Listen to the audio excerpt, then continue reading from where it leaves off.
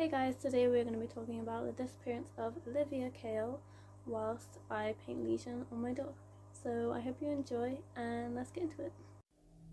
Alivia Kail was in a great mood when she stopped by her brother's West Mifflin, Pennsylvania home on March 4, 2011. The 19-year-old excitedly told her brother, Lance Kail, that she was going to Miami, Florida with her boyfriend, 22-year-old Alexander Lorenzi. Although Alivia had an apartment in nearby Mount Washington, she had stayed with her brother in the past and some of her belongings were still at his home. As she gathered some clothing and shoes to take to Florida, she told Lance that Alexander was paying for the entire trip. Alivia soon finished packing up her belongings and said goodbye to her brother. As Lance watched the couple climb into Alexander's car and drive off, he had no idea that he would never see his sister again. The past year had been tough for Alivia. Her father, Gerald, was just 56 years old when he died in October 2010, and Alivia took the loss hard. According to her brother, Jeremy Kail, Alivia had struggled to get her life back together in the wake of their father's death. In addition to losing her father, she and her longtime boyfriend, Zach Siles, had broken up after 3 years of dating. Alivia seemed to be doing better lately. She had gotten an apartment with one of her best friends and had recently started dating Alexander. Olivia's mother, Christine DiDiano, was surprised when she learned that her daughter was planning to go to Florida with Alexander. The couple had already gone to Miami in late February. They had just returned to Pennsylvania on March 3rd. Unsure what was going on, Christine called her daughter's cell phone, hoping to be able to talk her out of going back to Florida. Alivia didn't answer the phone, and never returned her mother's call. On her first trip to Florida, Alivia had called Lance as soon as the plane landed in Miami, to let him know that she had arrived safely. He expected to hear from her when she arrived in Florida for the second time, but she never called.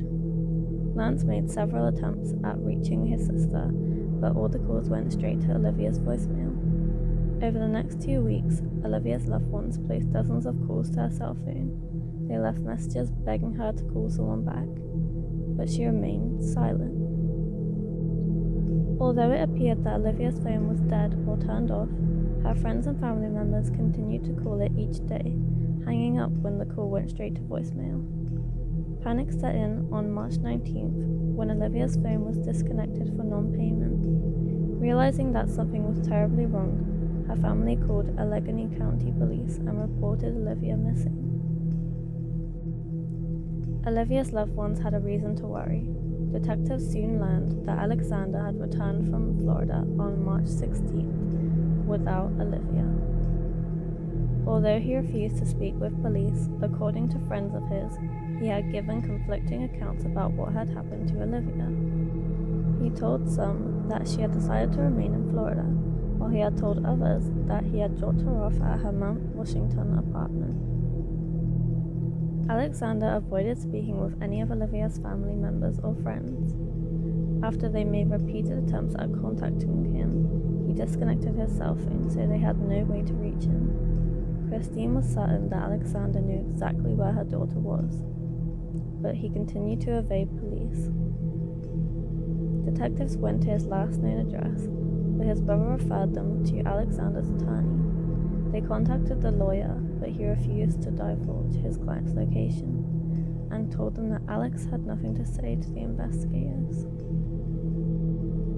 Detectives admitted that they were unsure if Alivia had made it to Florida or not. They contacted jails and hospitals in Miami and the surrounding area, but were unable to locate Alivia. They entered her information in a national database for missing persons and alerted all law enforcement agencies on the East Coast to be on the lookout for her.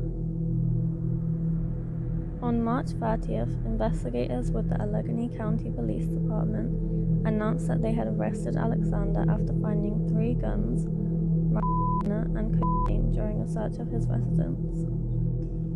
One of the guns had been a .22 caliber pistol that had been reported stolen in a Bethel Park, PA home invasion. Alexander was charged with receiving stolen property and possession of cocaine and marijuana. with intent to distribute. Although the charges were unrelated to Olivia's disappearance, Alexander remained uncooperative and refused to answer any questions. His lawyer commented only that his client had a Second Amendment right to possess guns and firearms. Officials executed 6 more search warrants covering various vehicles and property associated with Alexander over the next couple of days. During a search of his garage, investigators found several spent shell casings, a pink tote bag belonging to Alivia, and a sheet stained with what appeared to be blood. They also searched a pickup truck belonging to Raymond Paul Lorenzi, excavating a company owned by Alexander's father. Inside the truck, detectives recovered several shell casings, a jewelry box containing earrings, and a plane ticket to Fort Myers, Florida. Cell phone records indicated that Alexander had been in Florida from March 9th to March 15th, but investigators found no evidence to suggest that Alivia had been with him. Christine continued to believe that Alexander was holding back information concerning Olivia's location. She noted that several items of Olivia's clothing had been found during the search of Alexander's property, and she wanted answers. She said, quote, "He holds the key to my daughter's whereabouts and what has been done to her. Her clothes are at his house. Where is she?" Despite her plea, neither Alexander nor anyone from his family reached out to her. On April 1st, police arrested Olivia's ex-boyfriend, Zach, on an existing bench warrant. While he was in custody, he was interviewed about Olivia's disappearance and told investigators that he had nothing to do with it. He also spoke with the news media, noting that he still loved Alivia and would never do anything to hurt her. His arrest was unrelated to Olivia's case, and he stressed to reporters that he was not considered a suspect. There was little movement in the investigation over the next several months. In August 2011, police returned to Alexander's residence after his new girlfriend accused him of her dog to death. While they were at the home, investigators found cocaine and $6,000 in cash. When they announced that they were placing Alexander under arrest, he assaulted a police officer. He was booked on these new charges but continued to maintain his silence on the subject of Olivia's disappearance. By March 2012, Alivia had been missing for a year, and her family still had no idea what had happened to her. Her loved ones held a candlelight vigil to mark the somber anniversary and prayed that they would get answers soon. Christine noted that it had been a heartbreaking year for the family, but they were trying to hold out hope that Alivia was still alive. Although Alexander still refused to cooperate with police and had made no attempts to contact Olivia's family, his mother showed up on the night of the candlelight vigil. Jenny Lorenzi refrained from participating in the vigil, instead remaining outside with various members of the news media. She was adamant that Alexander had nothing to do with the disappearance and expressed her displeasure that his name was always associated with the case, telling reporters, quote, "My son has never been charged, never been arrested, nothing whatsoever to do with this." Christine noted that neither Alexander nor any of his family members had ever attempted to reach out to Olivia's family, and questioned Jenny's motives for waiting until the candlelight vigil to speak out. Jenny made it clear she had no desire to speak to Christine and had only come to talk with the reporters she knew would be there.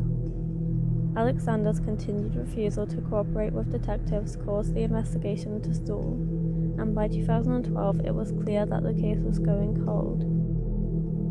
In January 2013, authorities announced that they believed Alivia might have been a victim of sex trafficking. Although this gave her family and friends hope that she could still be alive, the thought of what she might be forced to endure was heartbreaking. In May 2013, officials conducted a search covering more than 40 acres of land of the Allegheny County Airport. Detectives stated that a combination of information learned from cell phone records as well as interviews with dozens of people led them to believe that Olivia's body might be located in that area. More than 80 people were involved in the search. Although they uncovered several bones, it was determined none of them were human. Olivia's case soon faded from the headlines, and 6 years after her disappearance, Christine noted that the family was still struggling to deal with her absence. She had told reporters that her daughter was never out of her mind or heart, but the fact that Olivia's fate remained unknown was hard for the family to take. Quote, "You have to learn to live with no answers." Alivia Kail was 19 years old when she went missing in 2011. She has blue-green eyes and brown hair, and at the time of her disappearance she was 5 foot tall and weighed 110 pounds. She was last seen wearing jeans and a black shirt along with either sneakers or Ugg boots. She wears a diamond nose stud and has a tattoo of a blue lily on her right hip. If you have any information about Alivia, please contact the Allegheny County Police.